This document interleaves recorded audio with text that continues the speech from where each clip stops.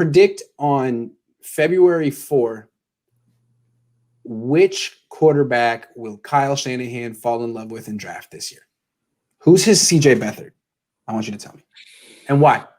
And again, this is February 4th. You don't have to get this right. I'm just your best guess a couple months before it happens. And we can adjust later. I thought Mac Jones before, but I think he might go a little high. Please don't. I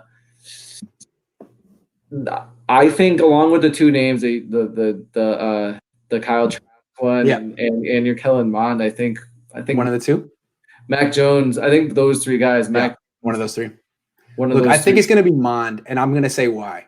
I think Kyle is going to get someone that he perceives it to be mobile and a project. I don't know why I have that feeling. Maybe it's because they brought in Josh Johnson. I feel like Mostert made a comment about, mobile. I feel like he understands that the offensive line is trash and that pass protection is always going to be an issue because of the way they build their roster and that they're looking for run blockers first. And I think he may finally accept that he needs a little mobility and he looks at Mond as a worthwhile project in round 2. That's what I'm guessing, but maybe he's just going to go with Trask and make the right choice. So we'll see. We'll see. I do think we'll see. Yeah, I don't know. I have no idea. I don't know. He's probably going to wait until round 3 and take someone I've never heard of. Probably that was what I was going to say. I think he's going to take the CJ Beathard of this year's bet. You're going to be like, whoa, who is this guy? Like what? Were you at the Shrine game? Like who are you? Yeah. So some guy we haven't heard of is our official guess. I think that's fair. Whoever he takes, hopefully he's right about it. Yeah. See, to me, it's just totally in Shanahan's personality to be like, I'm not going to take a quarterback any higher than I took Beathard. I'm going to bring back Mullins, bring back Jimmy, let Beathard go, and just draft another guy in that spot and say that's where I take my backups. Yeah. All right, man. Hopefully he's right. And think about it. And the quarterbacks that he passes up don't have success. Like, for instance, just if he passes up for, let's just use like Trey Lance, for example. If he passes up Trey Lance and Trey Lance ends up being, that's the final straw. It's the final straw. You've passed on too many studs. And then especially if he's like, nah, we didn't really scout Trey Lance because we knew that we could go trade for Matt Ryan in the summer. Like, the other bad thing that could happen is they draft Trey Lance because they're afraid of passing on the next Patrick Mahomes, and they end up drafting a bust because they pass on Mahomes. That's the other bad thing that could happen.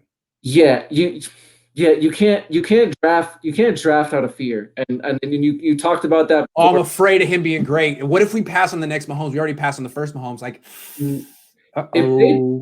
if I know you're not a fan of Lance, and a lot of people aren't. If you draft Lance, you have to draft him because you really do think he's going to be great. Don't draft him because you think you're afraid what he might be.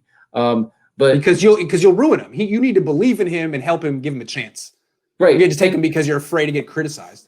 And Kyle should be scouting every quarterback in this draft. Not like unless Patrick Mahomes is on your roster or Deshaun Watson, you should be scouting every quarterback in every draft to get that guy.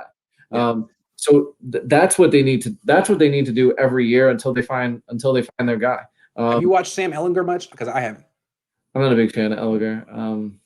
Nah, doesn't do it for me. Nope. It's 7th round pick, maybe an extra quarterback on your roster. Yeah. And I just want to put this in everyone's mind with Mahomes. Remember the position the Chiefs were in when they took that chance on Mahomes. They had Alex Smith.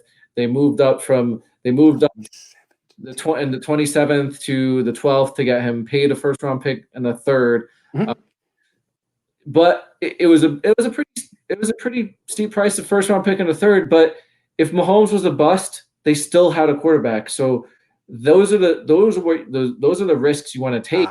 And you take a risk when you're in a position where if you lose, it's not that big of a deal. If Mahomes was a bust, they would still have Alex Smith. They'd still be a good team. They wouldn't have gone to the Super Bowl, but they would at least contend and be good in that division. And until they find the quarterback of the future to replace Alex Smith.